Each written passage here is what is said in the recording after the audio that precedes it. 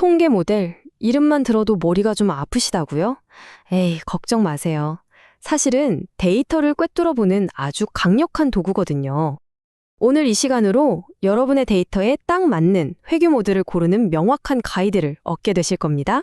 모든 모델은 틀렸지만 어떤 모델은 유용하다.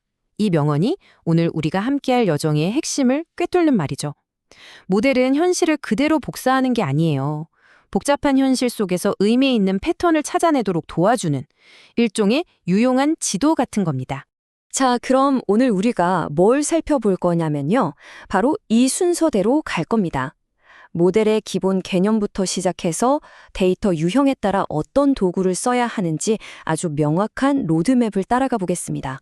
그럼 첫 번째 질문부터 시작해 볼까요? 모델이라는 게 대체 뭘까요? 복잡한 세상을 꿰뚫어보는 도구라는 관점에서 한번 살펴보겠습니다. 모델의 목표는 아주 간단해요. 수백만 개의 데이터 포인트가 빽빽하게 들어찬 거대한 숲이라고 생각해 보세요. 모델은 그 숲에서 길을 잃지 않고 가장 중요한 핵심 관계라는 나무 몇 그루를 딱 찝어주는 역할을 하는 겁니다. 이 복잡한 정보를 단 몇 개의 중요한 개수로 압축해서 그 본질을 보여주는 거죠. 좋아요. 이제 다음으로 넘어가 봅시다. 이것도 정말 중요한 개념인데요. 왜 모델에 여러 변수를 전략적으로 포함시켜야 하는지 그 이유를 한번 파헤쳐 보죠. 자, 이런 질문 한번 던져보죠. 아니, 그냥 변수 하나만 쓰면 편한데 왜 굳이 여러 개를 써야 할까요? 궁금하시죠? 그 답은 우리가 어떤 종류의 연구를 하느냐에 따라 완전히 달라집니다. 바로 이 슬라이드가 그 차이를 아주 명확하게 보여줍니다. 실험 연구에서는요, 변수를 추가하는 게 마치 더 정밀한 저울을 쓰는 거랑 같아요. 측정의 정확도를 확 높여주거든요. 근데 관찰 연구는 좀 달라요. 여기서는 우리가 통제할 수 없는 다른 요인들, 그러니까 편향을 없애기 위해서 변수를 추가하는 겁니다. 목적 자체가 완전히 다른 거죠. 자, 지금부터가 진짜 핵심입니다. 귀를 쫑긋 세워주세요. 어떤 모델을 골라야 할까? 그 모든 질문의 답은 딱 하나. 바로 우리가 이해하려는 데이터, 즉 결과 변수의 종류에 달려 있습니다. 우리가 다룰 데이터는 크게 보면 네 가지가 있어요. 혈압처럼 숫자로 쭉 나오는 데이터, 병이 있냐 없냐처럼 딱 둘 중 하나인 데이터, 한 달간 출생아가 몇 명인지 세는 데이터, 그리고 어떤 일이 일어나기까지 얼마나 걸리나 그 시간을 재는 데이터. 이 네 가지가 우리 툴킷의 기본 뼈대가 될 겁니다. 자, 그럼 이제 본격적으로 우리 연장통을 한번 열어볼까요? 가장 흔하게 만나는 두 가지 유형부터 시작하죠. 첫 번째 타자는 바로 숫자형 데이터입니다. 수축기 혈압처럼 연속적인 숫자로 측정되는 데이터든 바로 감이 오시죠? 이런 숫자 데이터는 보통 뭘로 대표하죠? 맞아요. 평균이죠. 그러니까 어떤 변수의 효과를 보고 싶다면 두 그룹 간의 평균의 차이를 살펴보는 게 가장 직관적이고 확실합니다.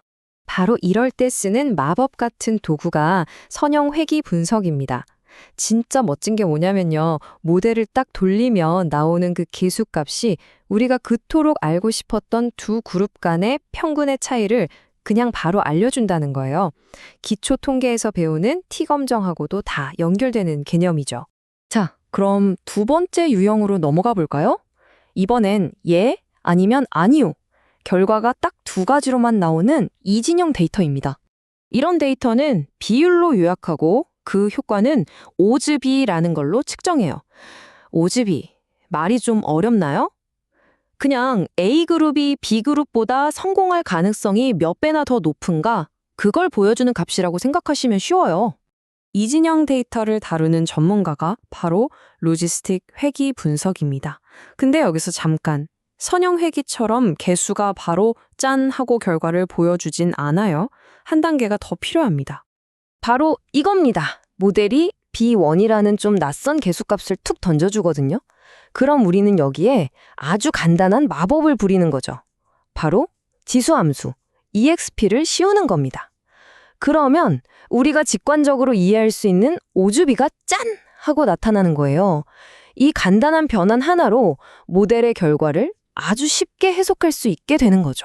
좋습니다. 계속해서 우리 연장통을 채워보죠. 다음은 조금 더 특별한 친구들입니다. 세 번째는 개수형 데이터. 이름 그대로 수를 세는 데이터예요. 한 달 동안 우리 병원에서 태어난 아기가 몇 명인지, 이런 것들이죠. 이런 데이터는 단위 시간당 몇 번이나 일어났는지 비율로 나타내고요. 효과는 두 그룹의 비율을 비교한 비율비로 봅니다. 이때 쓰는 도구가 푸아송 회귀 분석입니다. 여기서 뭔가 익숙한 패턴이 보이지 않으세요? 맞아요. 로지스틱 회귀처럼 모델이 준 개수의 지수함수를 딱 씌워주면 우리가 원하는 해석 가능한 값인 비율비를 바로 얻을 수 있습니다. 이제 감이 오시죠? 자, 드디어 마지막입니다. 가장 복잡해 보일 수 있지만 아주 강력한 데이터, 바로 시간이 들어간 생존형 데이터입니다. 특정 사건이 일어나기까지 얼마나 걸리는지를 다루죠. 여기서는 위험률이니 위험비니 하는 용어가 나와요. 어렵게 생각할 거 없어요. 위험률은 지금 이 순간에 딱 이벤트가 터질 가능성. 위험비는 A그룹이 B그룹보다 그럴 가능성이 몇 배나 높은지를 보여주는 겁니다. 그리고 이 데이터를 위한 최종 보스가 바로 콕스 비례 위험 회귀 분석입니다. 그리고 이제 말 안 해도 아시겠죠? 네, 맞습니다. 여기서도 똑같이 개수의 EXP-B1을 변환을 해서 우리가 해석하기 쉬운 위험비를 얻는 겁니다. 이 패턴 정말 중요해요. 자, 정말 고생 많으셨습니다. 이제 흩어져 있던 퍼즐 조각들을 하나로 맞춰서 완벽한 그림을 만들어 볼 시간입니다. 바로 이 표입니다. 오늘 우리가 배운 모든 것의 결정체죠. 앞으로 여러분이 어떤 데이터를 만나던 이 표 하나면 충분합니다. 내 데이터가 어떤 유형이지? 아, 숫자형이네. 그럼 평균의 차이를 봐야 하고 쓸 도구는 선형회귀 분석이구나. 딱 나오잖아요.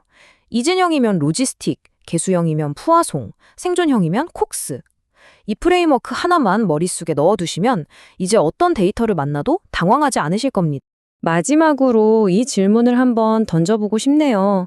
통계 모델은 데이터의 언어를 해석해주는 번역기와 같습니다.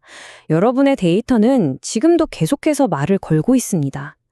과연 여러분은 그 이야기에 맞는 번역기를 사용하고 계신가요? 오늘 배운 지식이 여러분의 데이터와 더 깊은 대화를 나누는데 도움이 되길 바랍니다.